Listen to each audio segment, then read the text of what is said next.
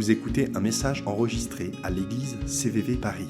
Pour plus d'informations, visitez notre site internet cvvparis.fr. Maison de rêve à saisir. Maison de rêve à saisir. C'est le titre de notre prédication aujourd'hui.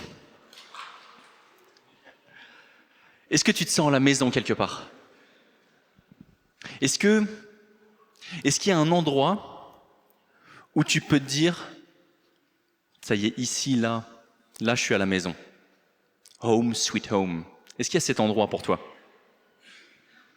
Aujourd'hui, c'est ça dont je veux vous parler.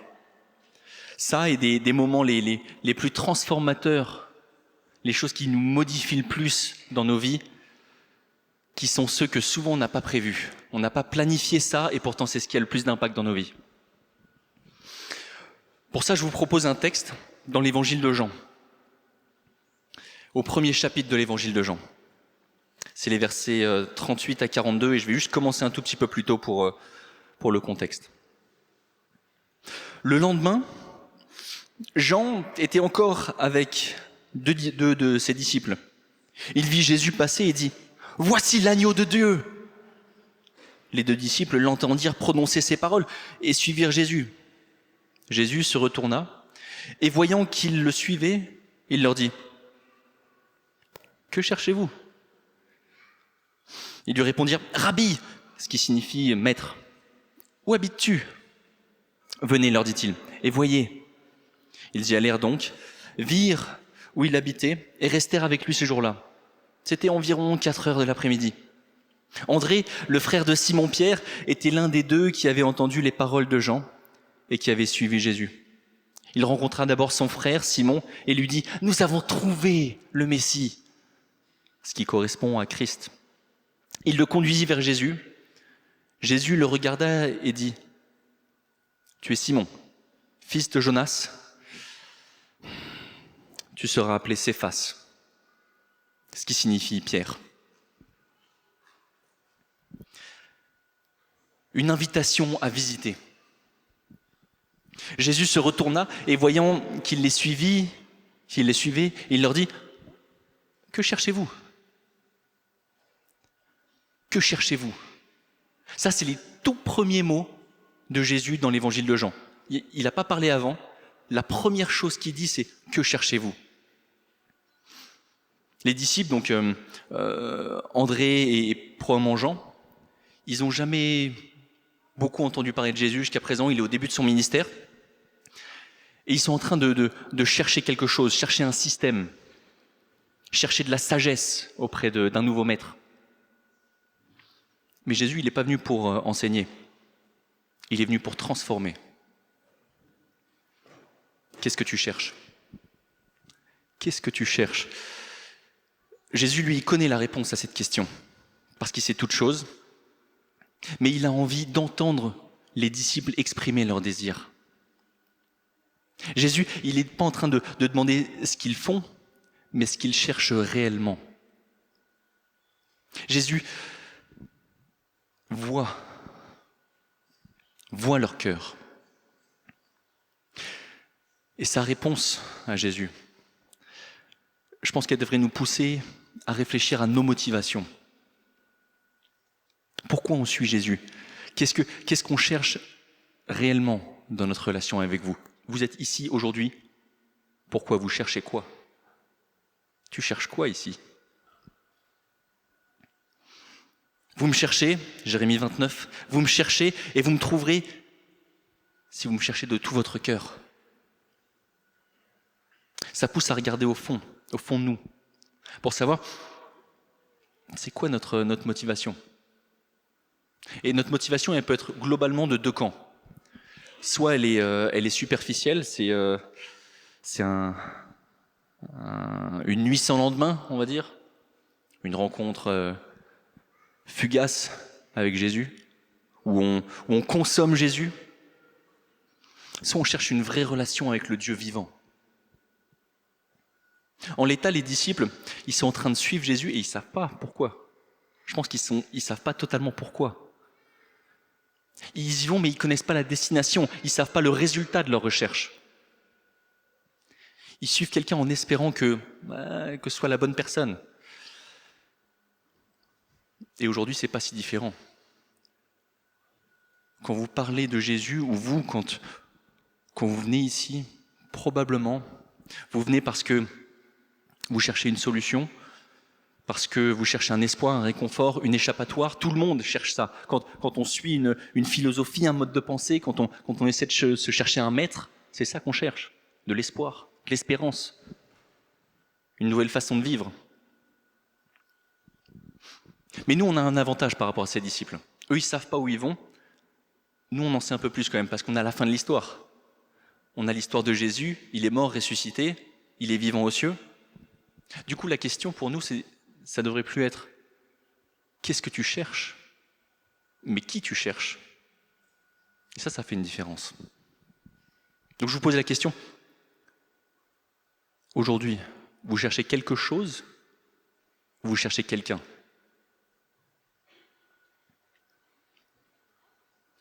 Venez et voyez. Il lui répondit « Rabbi ». Rabbi, ce qui veut dire maître. Où est-ce que tu habites? Venez. Venez, leur dit-il, et voyez. Il ne leur donne pas une réponse théologique complexe. Je t'explique le salut en 14 points, et tu verras, tu comprendras tout. Il n'est pas en train de complexifier, il est en train juste de dire « viens et vois ». 2 verbes d'action, c'est tout. Viens et vois. Il nous appelle pas juste à une observation passive. Il nous appelle à être en mouvement, à être dans une rencontre avec une expérience vivante. Quand tu viens, quand tu vois, tu es actif. Venez, venez et agissez. Juste, tu peux pas, dans la relation avec Jésus, être passif. Une relation, c'est toujours actif, sinon elle meurt, cette relation. Agissez, viens au-devant de Dieu, ne reste pas là en retrait. Et voir. Voir, c'est un verbe actif aussi. Parfois, on fait un distinguo entre il faut connaître Dieu. Il faut connaître Dieu avec sa tête, connaître des choses. Oui, mais pas que. Toute la Bible est sensuelle, elle parle de nos sens. Le psaume 34. Sentez et voyez combien l'Éternel est bon. Vois, sens, goûte. Ça, c'est Dieu. Dieu se goûte, se mange, dans un sens. Tes sens doivent être en action avec Dieu. On est appelé à le savourer pour découvrir avec nos 5 sens qui est Dieu. Et voir nos 6 sens. Le 6e étant la capacité spirituelle. Quand Dieu te parle, là, ça se passe dans une autre dimension, la dimension spirituelle. C'est aussi un sens à développer et dans lequel on goûte Dieu. Donc j'aime bien quand même la théologie brute et dure. J'ai pas envie de la décrier, je l'aime bien. Mais la foi chrétienne, c'est pas seulement une question de doctrine. C'est une question d'expérience vivante. L'expérience chrétienne est irremplaçable. Jésus, il invite ses disciples à vivre cette expérience qui va au-delà de ce qu'ils connaissaient. Au-delà de ce que les théories peuvent expliquer. Ils sont invités à découvrir et à goûter. Mais encore une fois, pour l'instant, les disciples, ils ne savent pas où ils vont. Ils sont en train de suivre Jésus. Ils se disent, je pense que ça doit être la bonne personne. Jean-Baptiste nous a dit d'y aller. On tente, on y va. Ce qui veut dire qu'ils doivent leur faire confiance. Ils doivent faire confiance que ce gars, c'est Jésus. Et que ce gars, c'est Dieu et je peux le suivre. Parce que Dieu parfois te demande d'aller dans une direction inconnue et juste de lui faire confiance. Parce qu'il est Dieu. Jésus, c'est un être relationnel. Et il nous a créés relationnels. Il nous a créés pour être en relation, les uns avec les autres, mais surtout en relation avec lui. Ce n'est pas juste des enseignements, c'est vivre. La vie chrétienne est faite d'enseignements, mais la vie chrétienne, notre cœur qui bat, a besoin d'utiliser les sens. Donc il y a une invitation à suivre Jésus, mais il y a aussi une invitation à rester avec Jésus. C'est les versets 40 à 42. Ils y allèrent donc, virent où il habitait et restèrent avec lui ce jour-là. C'était environ 4 heures de l'après-midi.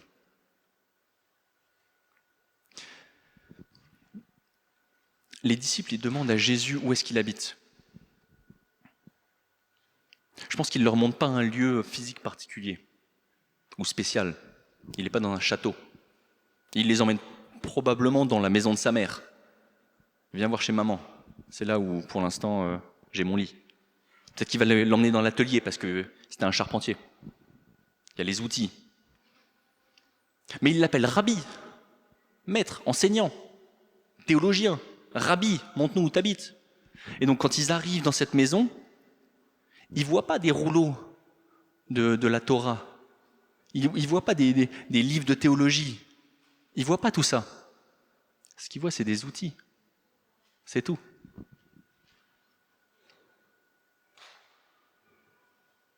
Il les emmène dans cet endroit, probablement chez sa mère, donc Marie, là où il dort, et pourtant plus tard, dans l'évangile de Luc, il va nous dire « Seigneur », donc pendant qu'il était en chemin, un homme lui dit à Jésus « Seigneur, je te suivrai partout où tu iras, partout ».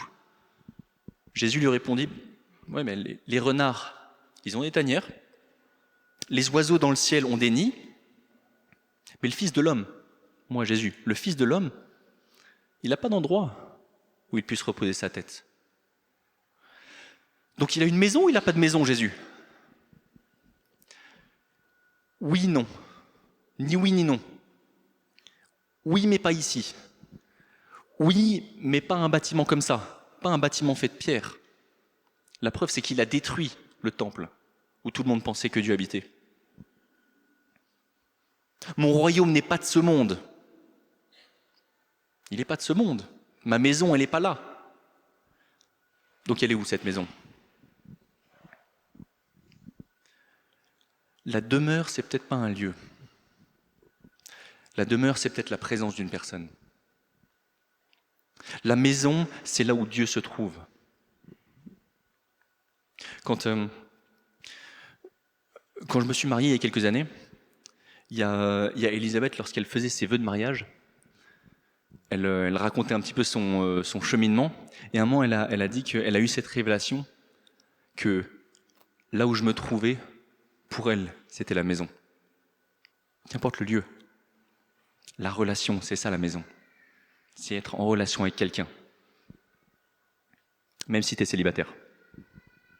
C'est être en relation. Si tu es célibataire, tu peux avoir une maison dans cette relation.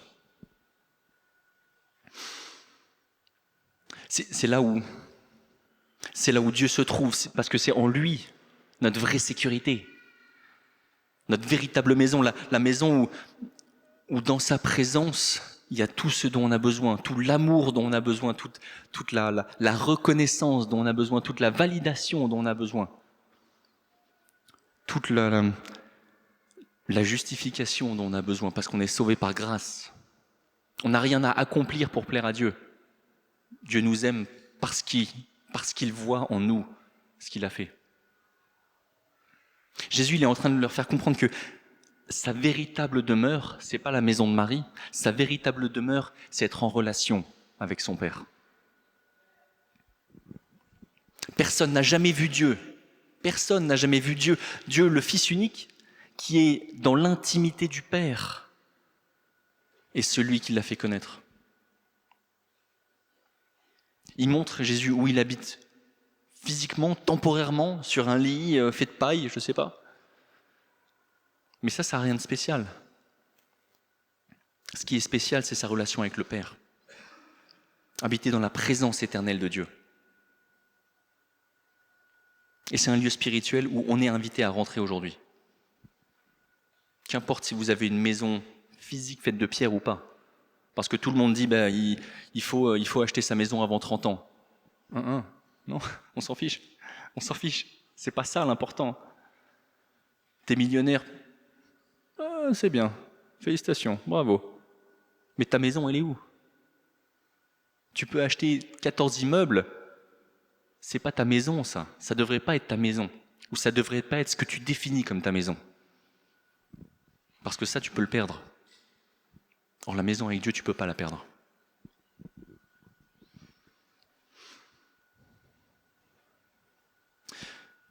Entrer dans la maison du Père, ça change notre perspective sur la réalité et sur notre identité.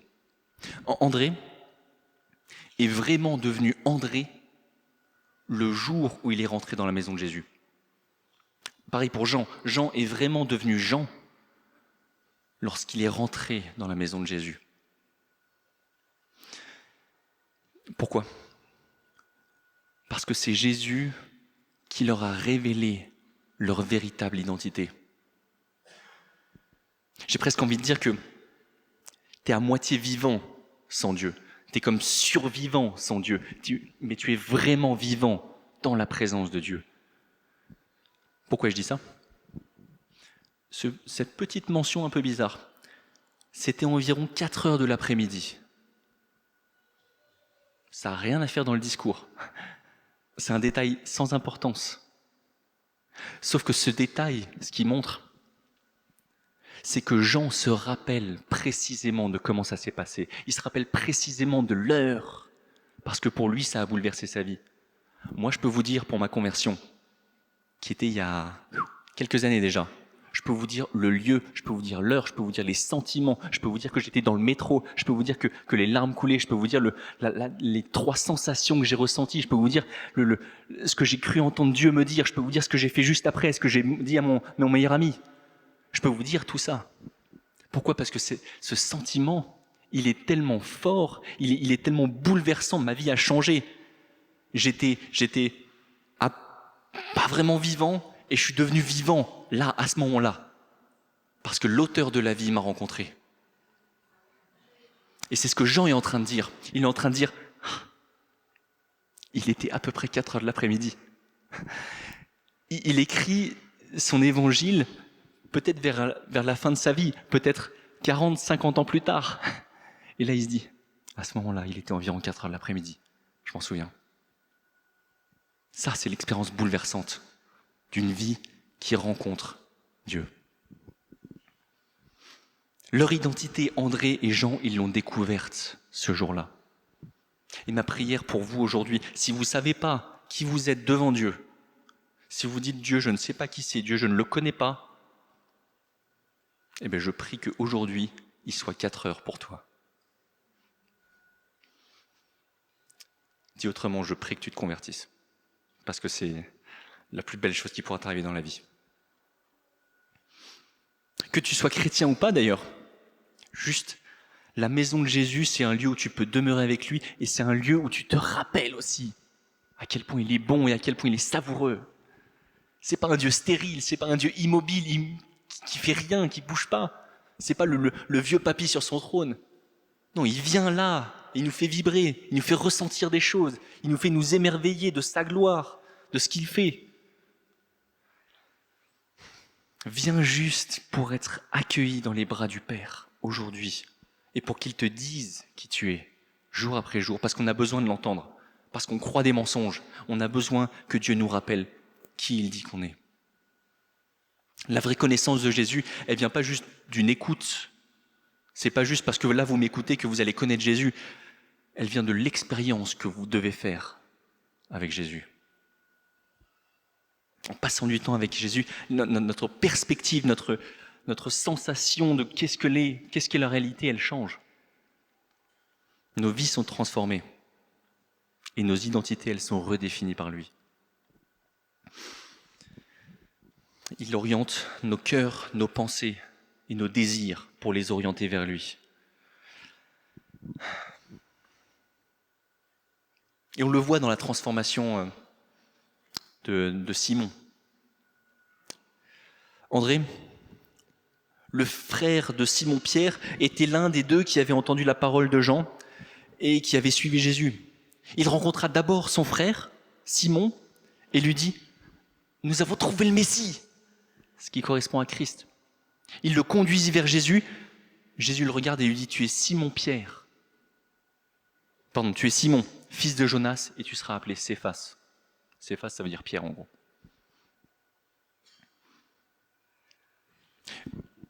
Jean, il découvre qui est Jésus, parce qu'il est rentré dans sa maison. Il devient le disciple de Jésus, puis il amène son frère Simon jusqu'à Jésus. Jésus regarde Simon et il lui donne un nouveau nom. C'est ce qui se passe. Et peut-être pour vous aujourd'hui, c'est aussi le cas, ou ça a été le cas. Jésus vous regarde, et c'est un regard qui voit au fond de votre cœur, derrière vous savez, comme un oignon qui a plein de couches. Dieu, il voit au cœur, parmi toutes les couches, il passe par-dessus le derme, l'épiderme, toutes les peaux, il passe pour voir ce qui est au fond, avec un espèce de regard pénétrant. Il connaît ce qui est au fond de nous et il ne se contente pas de voir en eux. Ça serait chouette si c'est juste ça, mais il va plus loin. Jésus voit en eux et il transforme. Il est capable de transformer pour faire d'eux ce que lui, il veut qu'ils soient. Jésus nous transforme en ce que nous devons devenir pour sa gloire. Il fait tout. Dans le salut, dans la vie chrétienne, Dieu fait tout, de A à Z. Tu seras appelé Céphas. Jusque-là, jusqu'à ce jour précis, Pierre était connu sous le nom de Simon, fils de Jonas. Mais maintenant, allez dans les églises, parlez à d'autres personnes. Plus personne dit Simon. Tout le monde l'appelle Pierre. Pierre, Pierre, Pierre. Ce que Dieu a fait, c'est de redéfinir qui il était. Il donne une nouvelle définition. Plus personne ne se souvient de Simon. Tout le monde se souvient de Pierre. Tout le monde se souvient de ce que Dieu fait dans la vie des gens. C'est le fruit de sa présence. Si Jésus t'appelle, ça veut dire qu'il te donne aussi un nouveau nom, une nouvelle identité. Et c'est ce nom que tu devrais porter. Et quand je préparais le message, j'ai eu cette pensée qu'il y en a qui essaient encore de porter leur ancien nom, qui essaient encore de porter leur ancienne identité. Pourquoi tu essaies encore de porter un nom qui correspond à ton ancienne nature? Pourquoi est-ce que tu n'acceptes pas le nom que Jésus te donne lorsqu'il t'a racheté?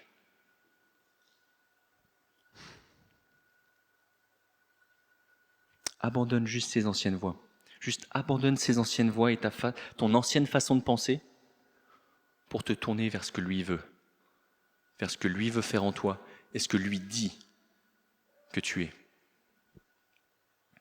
Si tu es en Christ, tu es une nouvelle créature. Les choses anciennes sont passées et voici toutes choses sont nouvelles. Une nouvelle créature. Ne retourne pas vers l'ancienne nature, vers ce que tu étais avant, vers ce que tu étais il y a 1 an, 2 ans, 3 ans, 10 ans. Quand tu sortais en boîte le soir et que tu revenais le matin, tu étais à 4 pattes ou en mode serpillière. Reviens pas là-dedans. Reviens pas en train de convoiter des choses. Alors que Dieu te promet tout, pourquoi tu convoites des choses puériles, stériles, vaines?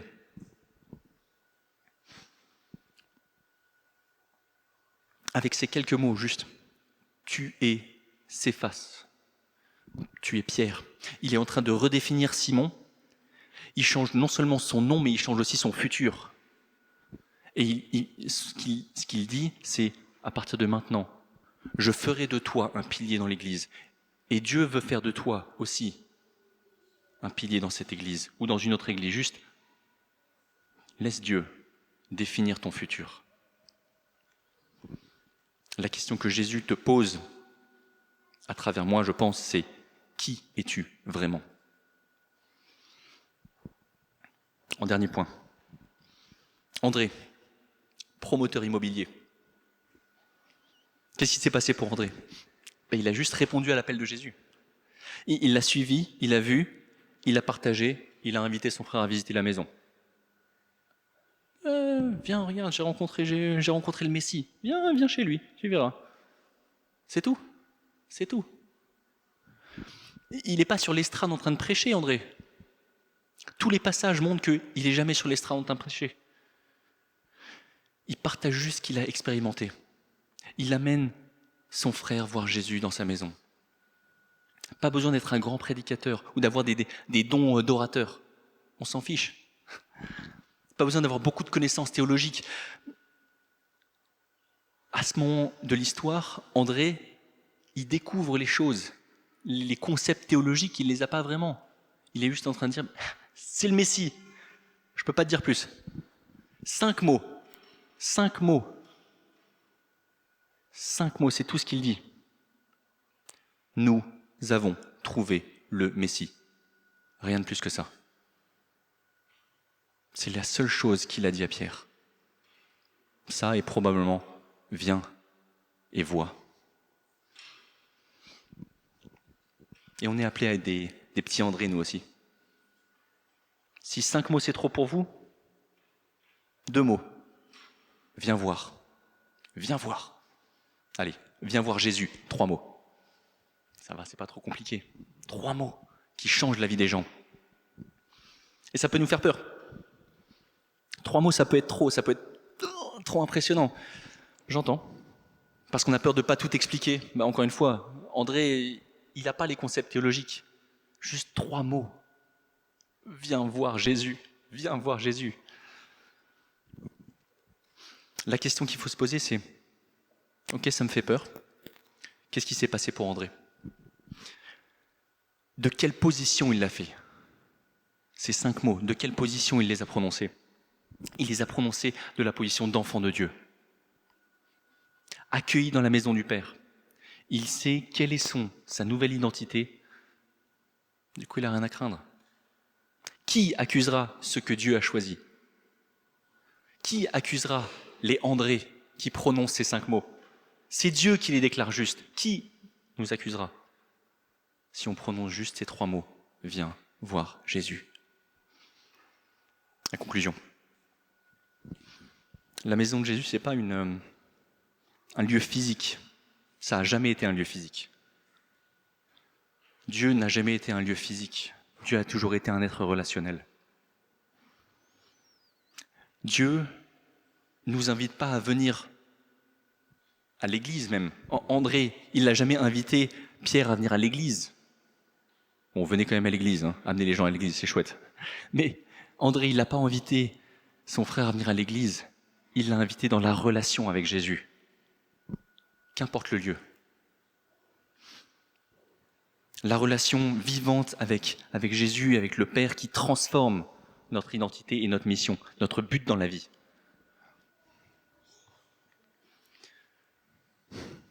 Comme Simon, qui est devenu Pierre, on est invité à laisser Jésus redéfinir qui on est.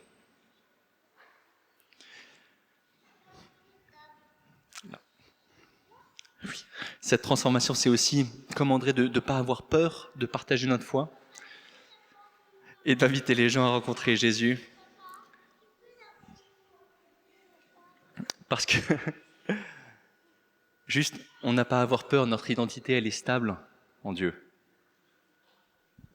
Lui, j'ai pas à avoir peur de lui qui dérange, juste parce que je crois que le Saint-Esprit fait son travail en vous, qu'importe s'il y a des choses qui peuvent perturber. Juste acceptons cette invitation de Jésus, et que ce soit pour la conversion ou pas. Viens et vois. Goûte combien l'Éternel est bon. N'aie pas peur de suivre Jésus dans l'inconnu. La question, ça devrait plus être « qu'est-ce que tu cherches ?» mais « qui tu cherches ?» Donc laisse Jésus juste te donner ce nouveau nom et cette nouvelle identité. Et alors tu sauras qui tu es. Un être qui est accueilli dans les bras du Père. Sois le bienvenu ici.